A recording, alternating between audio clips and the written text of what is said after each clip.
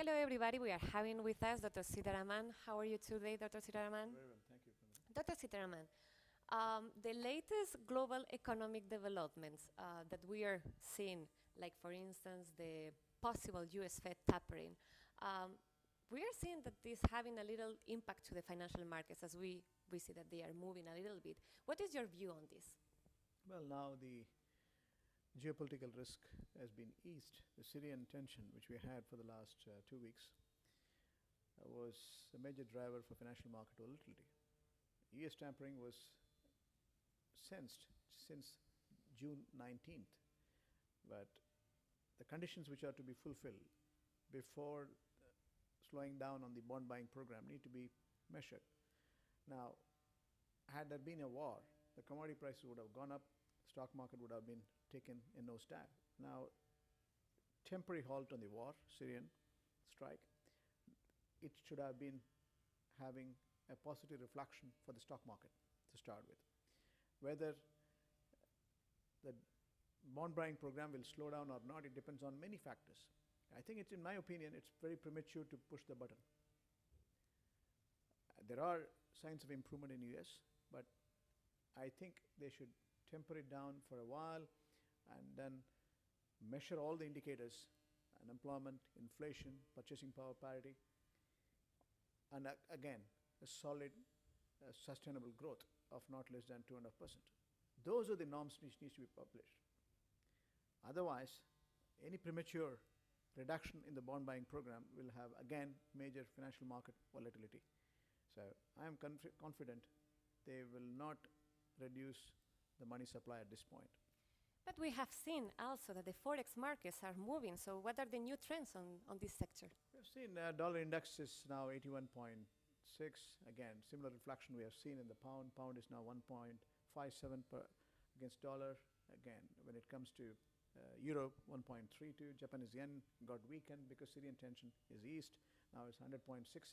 So those are the reflection. We are seeing the rest of the currencies like Japanese yen is weakening and dollar is strengthening, and with the changes which are likely to happen without war, again dollar will get strengthened. The rest of the currencies will get weakened in the coming days. And what about the precious metals? There is any movement there? Now gold will come down. That's the indications we have seen. Per ounce now is 1,367 per ounce as far as gold is concerned. Silver was skyrocketing from 1920 to 23. Now it's costing between 20 to 23. It will come down further.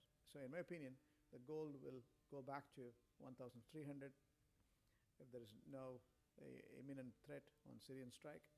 Then silver will also reach between 18 to 20. That's not far off. In the next 2 weeks' time, you will find a downward trend of precious metals. Going more to the region side, and specifically what is going on in Syria with these latest developments, how all this is having an impact to the oil and gas sector?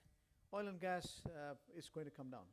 If there is a geopolitical tension, there are issues related to Suez, issues related to Strait of Hormuz, and again,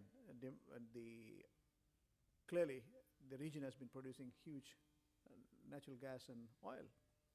45% of the world oil, 20-25% of the world gas comes from this region. OPEC plays a significant role of 45% of the world supply.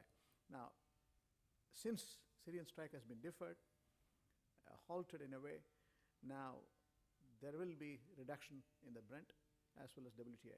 Now we have seen Brent has come down to 112 from 115. Similarly, we have seen a reflection in the WTI NewMax 107. So it will continue to go down. Perhaps if there is no strike, then it will go back to original level between 90 to 95 NewMax and 100 plus will be Brent. So do you think that this instability is going to last for a long time? I think so. See, the financial market volatility is a factor of how the world largest economy is going to be stable and functional, and what sort of the money supply or quantitative easing altercations taking place. That will have reflection in the commodity market, stock market, bond market, and the currency market. Add to that was Syrian strike, which was speculated for the last 2 weeks. Now there is a temporary halt. We'll see what's the reflection in the financial market. It will be highly volatile again. So how all these developments are having an impact to the GCC sovereign yields? Sovereign yields, if you look at it now, it's softening. It is, for example, Saudi is, 69 basis points, and again, when it comes to Abu Dhabi, is 73. Now, Qatar was 87 last week. Now it's come down to 80 basis points. Dubai and Bahrain is also softening in real response to the crisis averted temporarily. So, in short, the credit default swap rates are softening in substance. Thank you very much, Dr. Sitharaman.